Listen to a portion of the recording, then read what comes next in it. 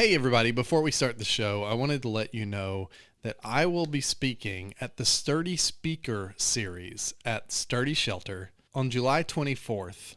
I'll be talking about crafting connection, podcasting, conversation, and the art of being human together. What I've learned over years and years of podcasting, and especially what I've learned over the last year and a half making area code Batavia. So yeah, if you're interested, show up. Sturdy Shelter, 6:30 p.m. on July 24th. If you're interested, you can go to the link in the show notes to grab your ticket. Hey everybody, this is Area Code Batavia, a podcast about what it means to belong in Batavia, Illinois. I'm your host, Richard Clark.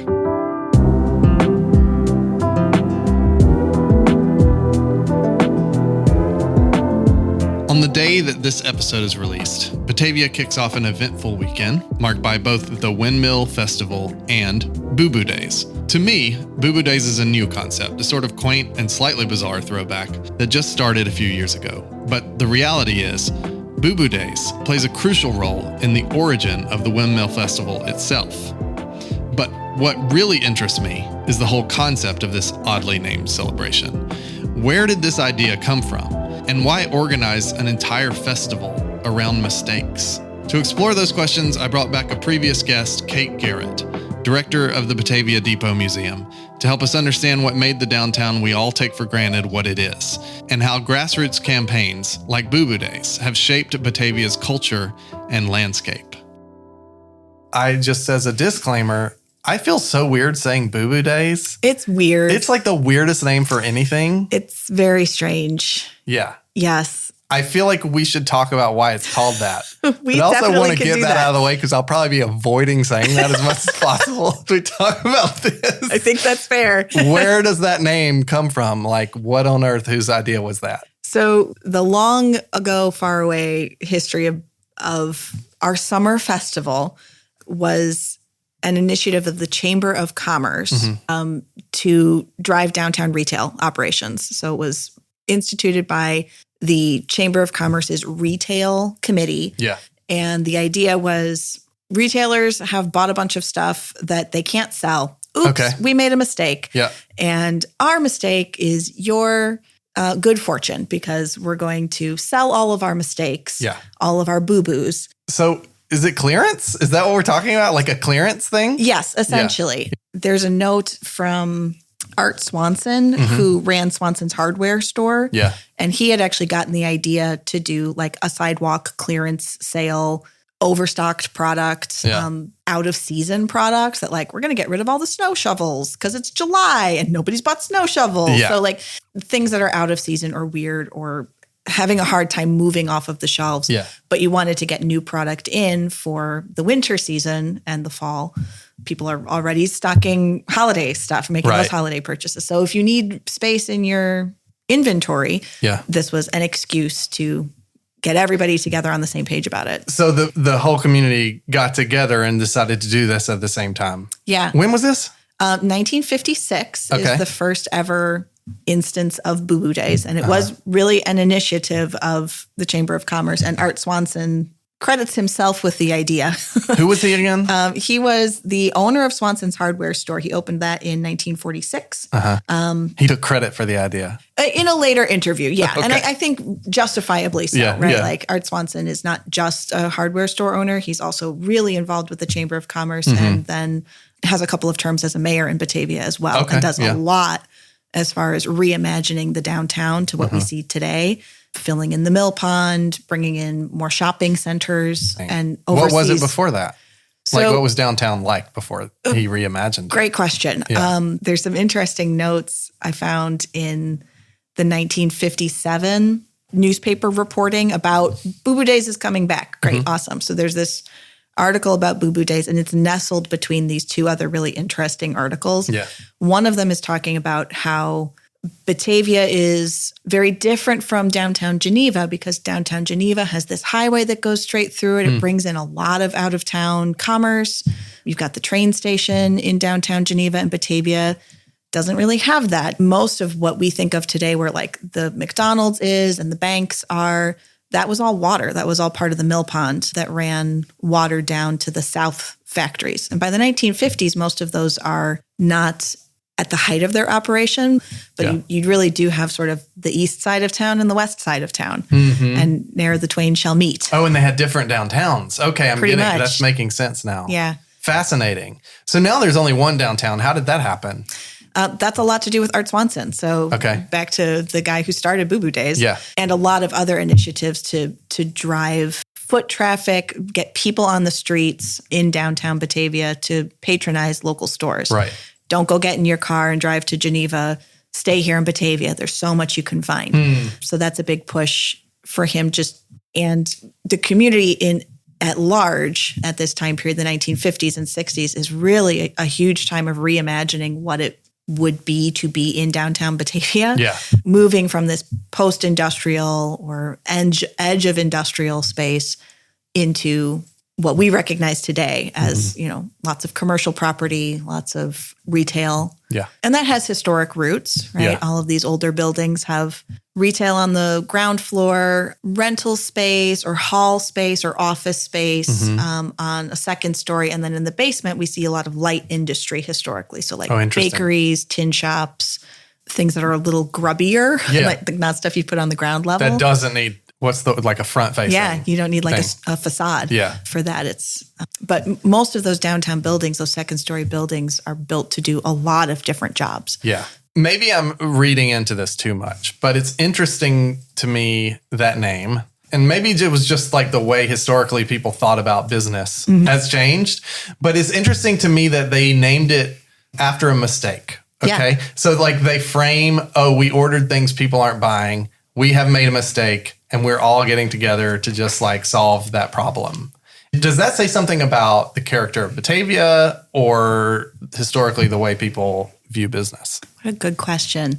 I think there's something very authentic about it in Batavia. If you get a chance to go to bataviahistory.org and look up some of the newspapers from 1957, 1958, 59, and just the way they talk about the sale, there's such a sense of joking good humor. Oh, interesting. That goes with it. That's like, oops, we made a mistake. Whoopsies. Come on down and like buy us all out of all of these goofball things. I love that. So there's a number of articles where they're like promoting that Boo Boo Days is coming up, that the sale day is going to be happening, and they're talking about all the things you'll be able to buy, and that like there's a real steam locomotive you can buy, and you can get a snow shovel on wheels, and like just made up goofy things. Like it's just a joke. Like these things shouldn't even exist. These things shouldn't exist, but we found a ball of string in somebody's attic. That's so good. It's this...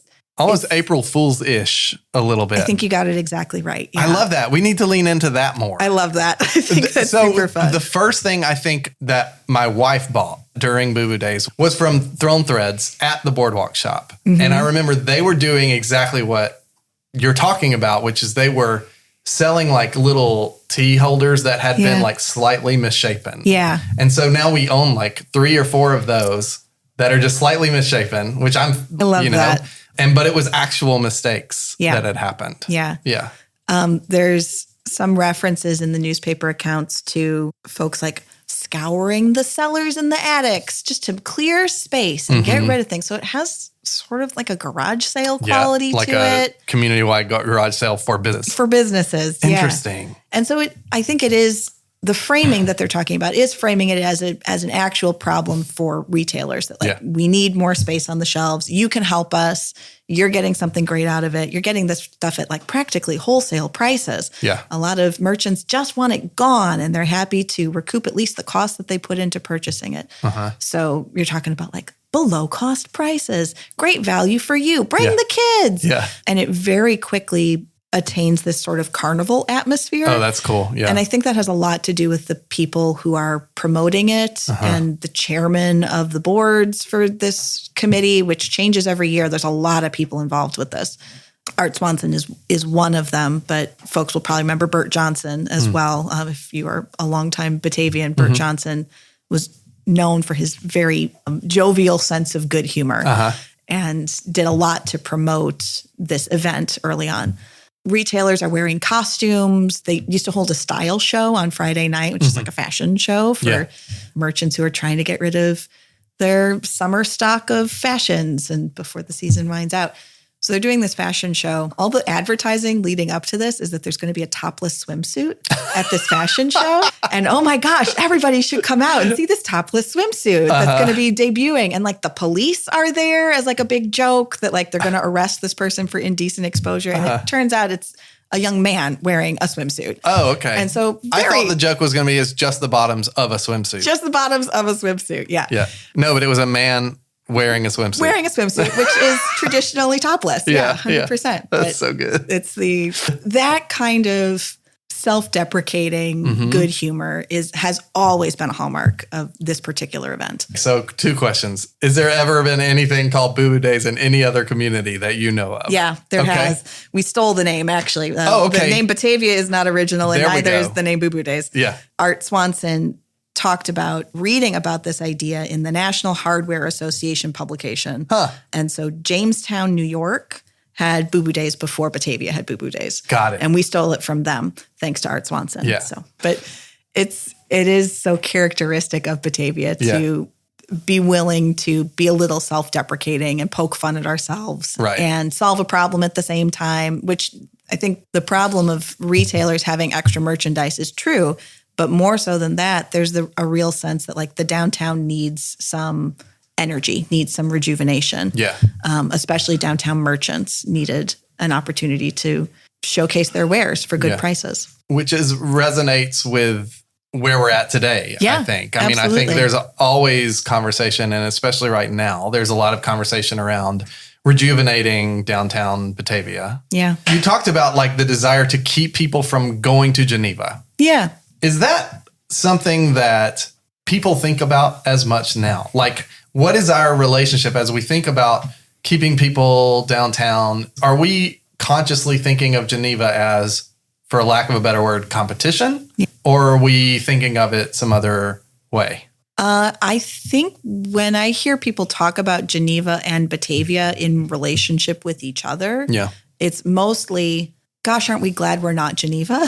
Gosh, aren't we glad we are Batavia? Like, aren't we glad that we are distinct and different? Yeah. And that like, Geneva has some really great restaurants and they've got really fun shopping and it's fun to go there for a day, but aren't we glad we don't live there? I think there's certainly a sense of competition just in terms of it's so easy for people to draw direct comparisons between the two communities because we are so close to each other and our histories are so similar that in the case of the article that I referenced from 1957, the chairman of the retail division of the Chamber of Commerce is responding to a letter written by somebody from Batavia. He had set out this like, hey, tell me your thoughts about what we could be doing better as a chamber. Tell me what you think Batavia could be doing better. And someone responded and said, we should just plow it all under and plant it with corn because Batavia doesn't have anything compared to Geneva. So like this real pessimistic, cynical kind of tone. And he said, Geneva's got a lot going for it. They've got a lot of advantages. But Batavia can hold its own. Batavia can be right up there too. One of the things he's talking about in that article is transportation, how much easier it is to get to Geneva than Batavia. I think that is still something we worry about. That's still conversations I hear. We should have a second bridge. We should... A metro station would be great. Right. We should have the train. So it's interesting to me looking in the historic record of how long we've been having the same conversation. Yeah, exactly. That's what I was going to ask is like that competitive thing. Is that a through line from the 1950s to now? Was there ever a time when that was different? It's hard for me to say a for sure no to a thing I haven't done a deep dive on, but I will definitely say that Batavia Township is half the size it should be because Geneva also wanted a township government because they wanted to have enough people to elect. From the very earliest days, Batavia and Geneva have had this sort of rival that I think at times is felt more pressing than at others. And it depends a lot on what else is going on socioeconomically, what else is going on in the news. I have a younger brother, and I would characterize it very much like a sibling relationship, right? Like you're always a little bit in competition, but also boy, howdy, nobody else better come pick on your little brother because we'll have words. And also when it is serious, it's serious. It's serious. It's like existential. Yeah, it feels like largely a joking sort of fun thing. But then I think about the downtown thing. If you're a business in downtown, it really matters That's life that or people death. Yeah. go to Batavia's downtown versus Geneva when they can, at least the people who live in Batavia, you know. Yeah, interesting. There are a lot of options for people up and down the Fox River, and I think that's probably good for everybody, that there's a lot of diversity and a lot of choice in where you go and where you spend your money. But that's why I appreciate that there are community groups like the Chamber of Commerce, and today Main Street has really taken up the banner as far as promoting local retail and local merchants. What role has local business played in Batavia in the past, beyond just being places we can go to buy things or eat or whatever? Has it played a unique role in Batavia's community? Yeah, we would not be here if it were not for the fact that we had stuff to make and sell, right? Like that is central to our identity. We are not a farming community necessarily. Like we have agricultural history and agricultural roots, but the point of having a dairy farm is to sell milk and cheese and butter, right? And so having spaces where you can industrialize those processes, but then also create opportunities for direct interaction between a buyer and a seller is also important. Like those are all components that you have to have for Batavia to work the way that it does today. The earliest days of Batavia landmark in a couple of different ways. We talk about the first mills that went in, and in association with that, the first dams. We talk about the first bridges that let you move across the river with ease. We talk about churches. The first blacksmith is all in the same mouthful of like things that are essential to the community being a place where people can survive and thrive, is that you have to have some kind of merchanting in a centralized location that everybody can get to. Yeah. I think of ways that like local businesses are currently like giving back to Batavia. Yeah. Helping out nonprofits in different ways. I think of, former guests I've had on, people like Daddy-O's doing the Pay It Forward thing. And I think Sturdy Shelter does things with different organizations, and Bulldog Plumbing is giving things to mental health organizations and stuff like that. Has that been something that has always happened? Has business always been seeking to sort of give back in that way in Batavia? I would say yes. We have some really early records from the Committee for the Poor in Batavia Township. So this is a township level organization. It's not specifically the city. The city is too small, or the village is too small to support this at this point. But like the whole township, folks who are struggling and need assistance, it's the downtown businesses that are supplying those needs. And they're often not doing it and being fully reimbursed for the cost of the services they're providing. And it's pretty straightforward stuff. It's things like coal and flour and shoes and maybe medicine on occasion. So like it's really bare bones kind of life sustenance. But that's being provided by the local businesses. We have in Batavia, and I don't think this is uniquely Batavia, but it is notable, has a history of the first like chain stores that came into town didn't come in until pretty far along in the 20th century, the first A&P. So everything is locally owned, which means that the people who own those businesses their kids are going to school with everybody else. They're in the same church pews as everybody else. They're part of a really tight community. Right. When we did the Markets and Meals exhibit last spring, found really great stories of merchants holding tabs open for folks who just never paid tabs. But there's this sense of charitable giving present in that community. I know I can document. I'll go back to Bert Johnson because his daughter Margie would talk about, she told us a little bit about how things worked in her dad's drugstore. And where was that? Right down on Batavia Avenue. I'm pretty sure it's the same building that Beardsguard is in today. Okay. And I don't remember if it's the Beardsguard address or the building, one just next to it, but in that building. Okay. And the other storefront was a hardware store. So we had the drugstore and the hardware store right next to each other. Okay. And Bert would tell his daughter Margie that if we give a little bit more, we're not going to suffer for that.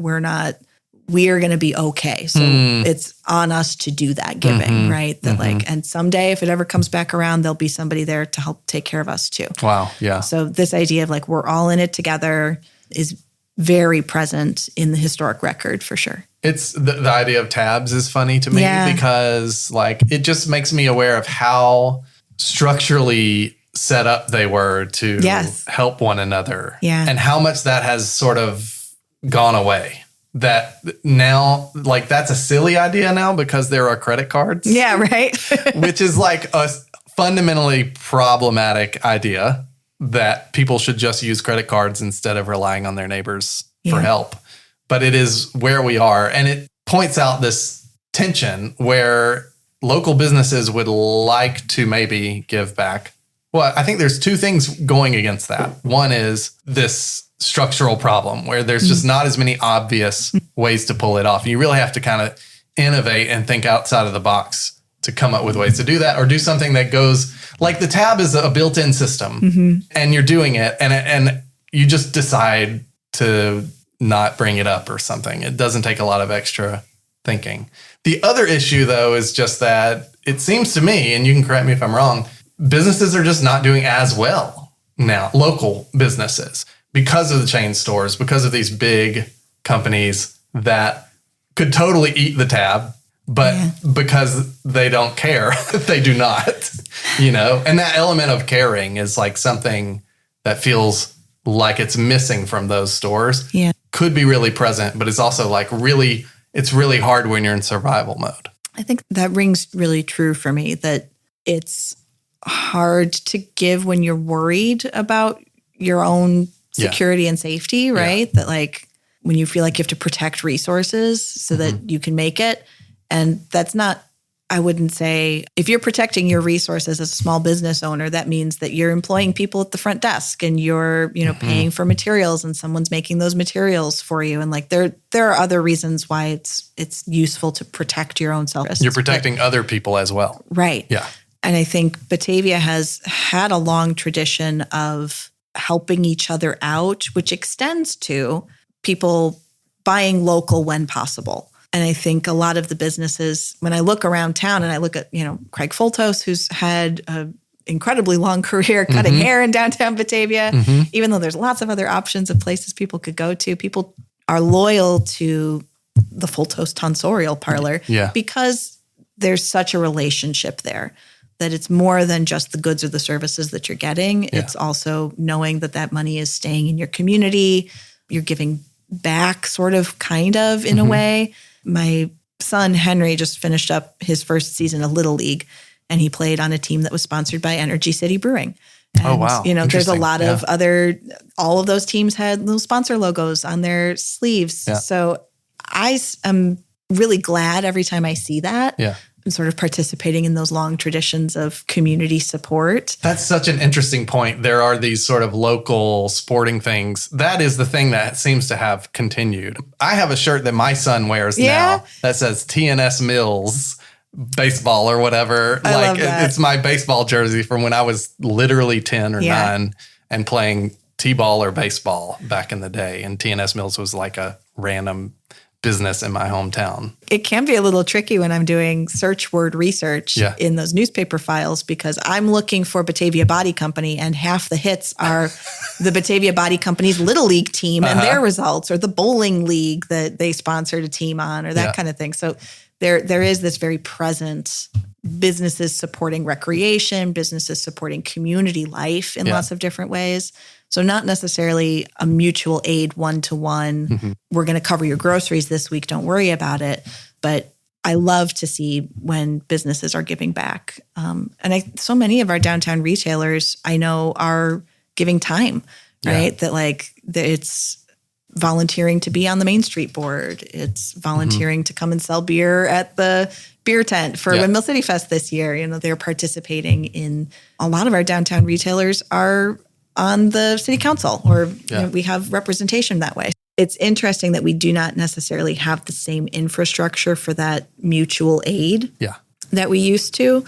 And I think that is to our loss. I think that is a little bit disappointing, but that may just be a disappointment in society for me as opposed to a feels disappointment in any like vendor or merchant in downtown Batavia. Unfortunately, it feels like a law of nature at this point. Yeah. But it is something, it's fun to see like the different ways people adjust. And Daddy-O's just keeps popping in my head as like a really specific attempt to solve that problem. That's a direct tab And really situation. It solves both problems because it's not like they're giving money out of their thing, but it is like creating a structure where people can support other people. Yeah. And which I think is a bit of the answer to both of those problems is like businesses leaning into creating opportunities for other people to support each other in those ways, which if you're struggling to survive, okay, but you can focus in that direction and it might help a little bit. Yeah. Has there been a time that you know of that downtown businesses were doing the best, that they were business was booming and everything was great?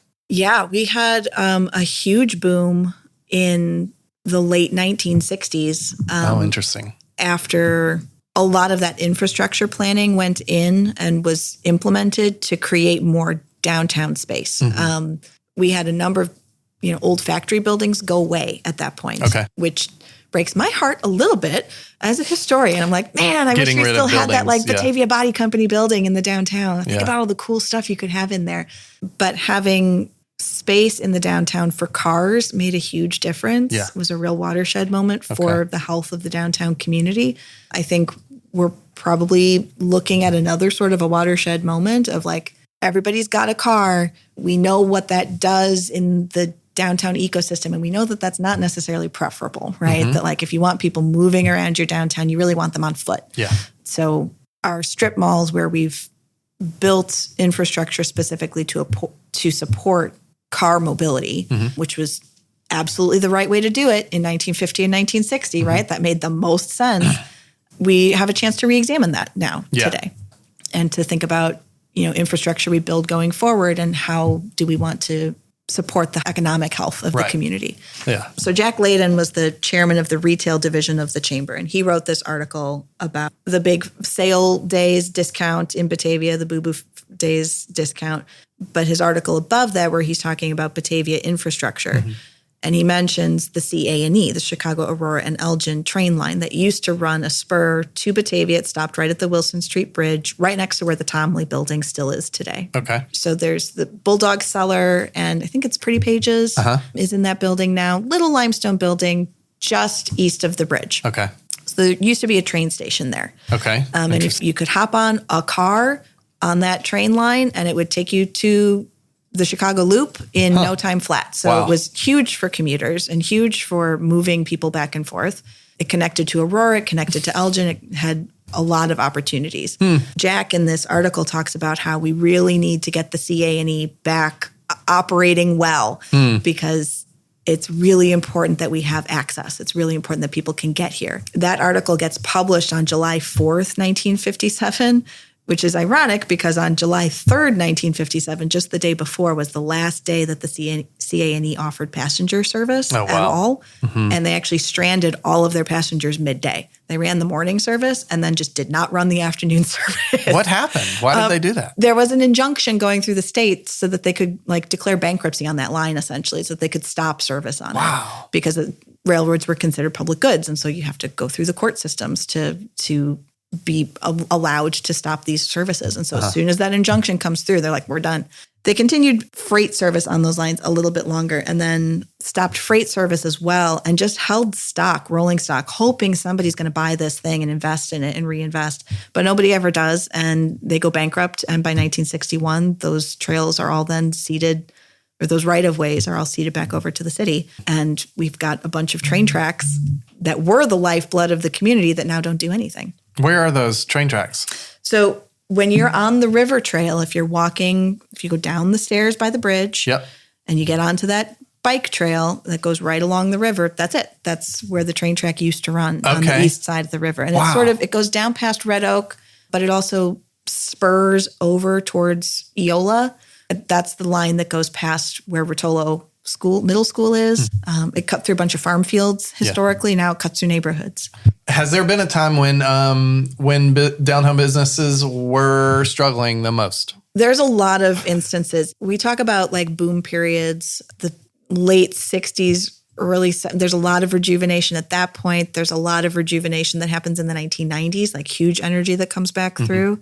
The 1870s, 1880s is another huge boom, the 19-teens, 1920s. So we get these sort of cycles of, I don't know if boom and bust is necessarily the right way I would characterize it, but times of plenty and lean times. Yes, contraction. Yeah. There's a series of recessions and depressions that affect the whole community. The early 1890s, you've had this huge growth in the 70s and 80s, and then like 1893, you start to get some contraction in the system, just national contraction. Okay. And those are things that affect downtown merchants. I think probably when I'm looking at the historic record, the scariest time for me as a resident would probably have been in the early 1950s, where you're looking around at all of these buildings that had been functional factories, were converted to war use, and then through some pretty shady shenanigans, the people who owned those factories went to jail. Oh. So you have the owners of these factories who are bankrupt businesses, and the owners are out of the picture. What did they go to jail for? Embezzlement, defrauding the government. Okay. So they had these war contracts. There's a lot there. Yeah. And come back sometime and we'll talk about the Garsons so I can refresh my memory on all of that. But the Garson brothers were essentially war profiteers. They took a lot of factory space. They bought a lot of factory space and had been bribing members of Congress to send contracts their way. Wow. I will be for sure to say that, like, it's not that the products were substandard. Batavia actually won a bunch of awards for, like, the quality of the products that they were producing. But the way that those contracts were obtained was not legal. Okay. And so the Garson brothers both wound up going to prison about that and losing their businesses. Okay. So there's this real gap in leadership. There's no plan for these spaces. Yeah. The factories that had been there are gone. There's changes in just the general economic outlook for the country in the 1950s. We're really moving away from the things that Batavia was good at making. So there's this sort of scramble to figure out, what are we going to do? What are we going to be now that we're not this thing that we've been for 100 years, right? And I think that would have been a really tumultuous, difficult time to start something. Let's put it that way. I think the prognosis would not have looked great. Yeah. And so you get things like a downtown rejuvenation plan where we're going to take this old mill pond that we don't need to run a factory anymore, and we're going to fill it in and we're going to make a shopping mall. Okay. Because we do need a grocery store and a hardware store, and those are important. Of Ben Franklin, things like that. Yeah.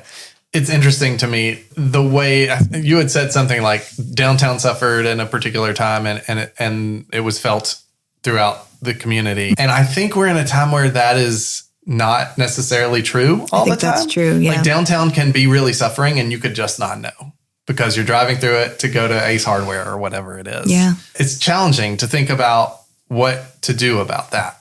Has that ever been an issue in the past? Has Batavia struggled to get people to sort of lock in on, I guess, like maybe the question I'll ask it this way. When chains first started to arrive in Batavia and take people away from downtown businesses, how did people react to that? The initial reaction is pretty joyful that, oh my gosh, we're getting a jewel. We're getting a grocery store, like a big one. Yeah. And it's going to be in the heart of the downtown. The first jewel was where like the bicycle store is today. Yeah. It was at Riverside, right?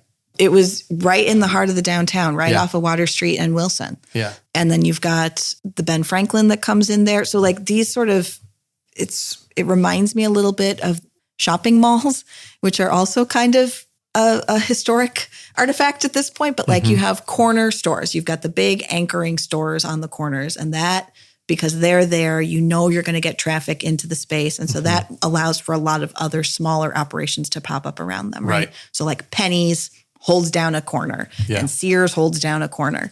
Having those sort of big building blocks of the Jewel and the Ben Franklin means that the hope was at the time that those companies coming in would bring a lot of stability to the downtown and allow other smaller stores to pop up around them. So I think initially they're not universally greeted with joy, but more often than not, this is seen as a positive move in the right direction for a Batavia revitalization. Like it's rising tide floats all boats mentality. Yeah, absolutely. So then the question is, what went wrong?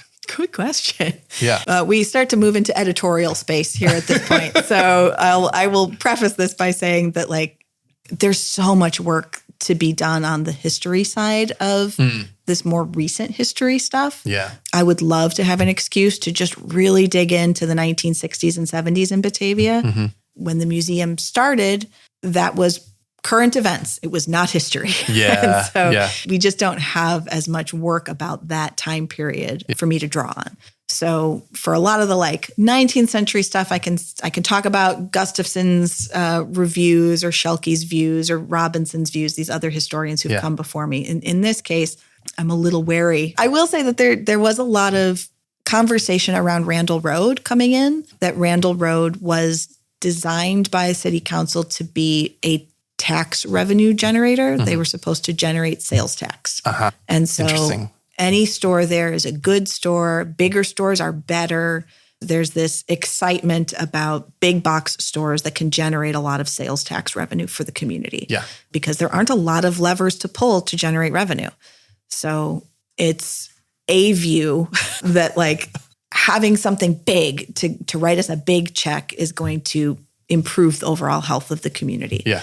And I think Councilwoman Beck on City Council has done some really great work about comparing the square footage property tax generated per square foot of a parking lot for Target versus like Olmsted's, which is this tiny little footprint in the downtown area and doesn't generate a ton of sales tax, but property tax gives us a lot of revenue. Yeah. So she's got some great work about that. I would definitely pitch the ball into her court on that conversation. But from a historical perspective, Randall Road was a big dividing line between what we see of as like a thriving downtown retail space and sort of pushing that retail to the edges. We've done the same thing with industry too. We have a huge industrial park in Batavia.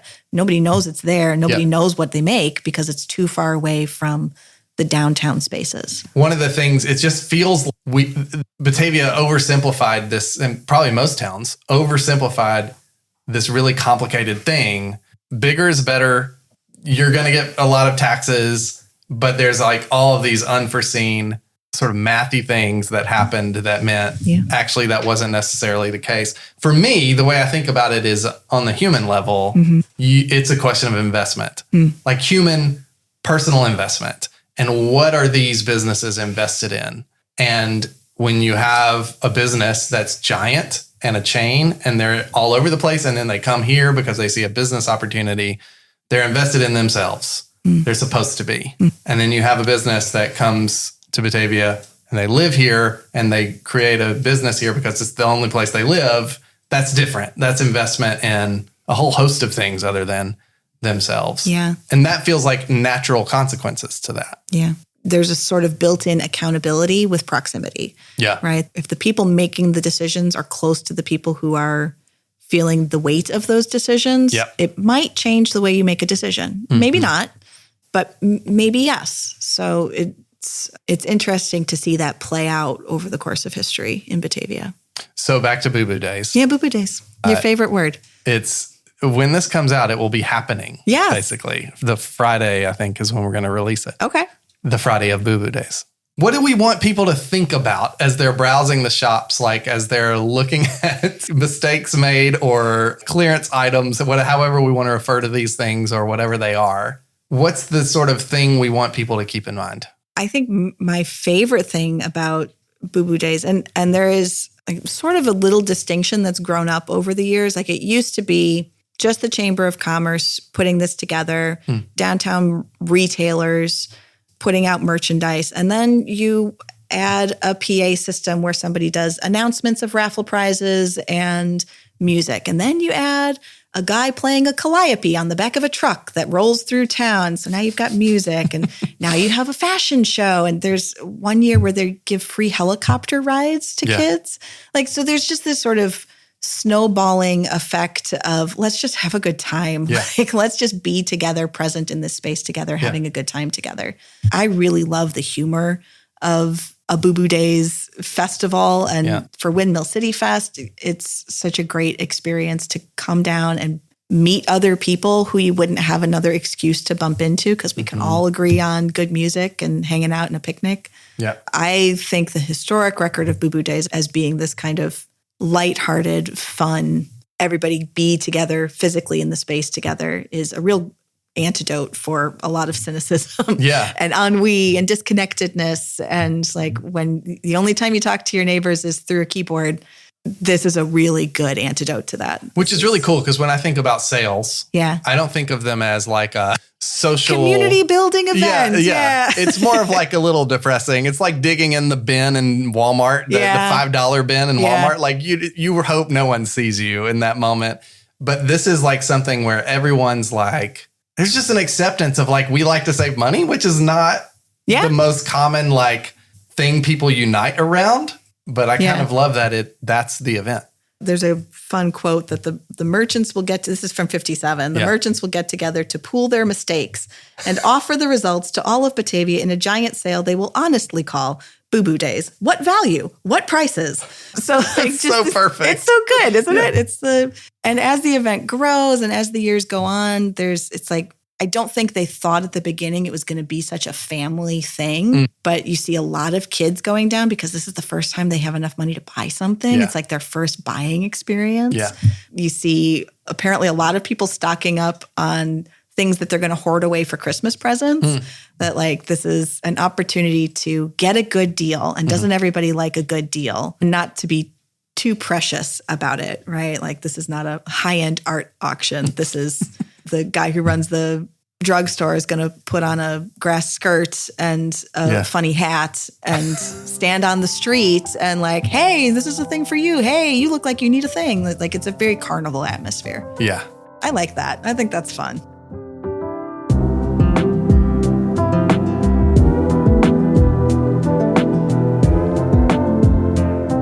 What we call Boo Boo Days is a fun celebration of downtown businesses. But I think it's more than that. For me, it serves as a reminder of the ways we collectively embrace the human side of local business. To state the obvious, the owners of Batavia's local businesses take ownership of their businesses, of their employees, and of their communities. That ownership represents care because they're actual in-the-flesh people. And yes, like all people, they make mistakes. Whether it's a misshapen piece of pottery, a candle they made too many of, or just some weird contraption we've never seen before, leave it to Batavia to turn those mistakes into an opportunity to come together and show one another we care. Thanks for listening to Area Code Batavia. We'll be back in 2 weeks with another episode. If you enjoyed this podcast, you should absolutely subscribe to the newsletter. Just click the link in the show notes. Most importantly, if you know someone who would love to hear this podcast, please share it with them. Word of mouth is the best way to grow our community and help more people feel like they belong in Batavia, Illinois. Area Code Batavia is produced by Area Code Audio. It's hosted and produced by me, Richard Clark, with additional production help from Jennifer Clark. Edited and mixed by Matt Linder.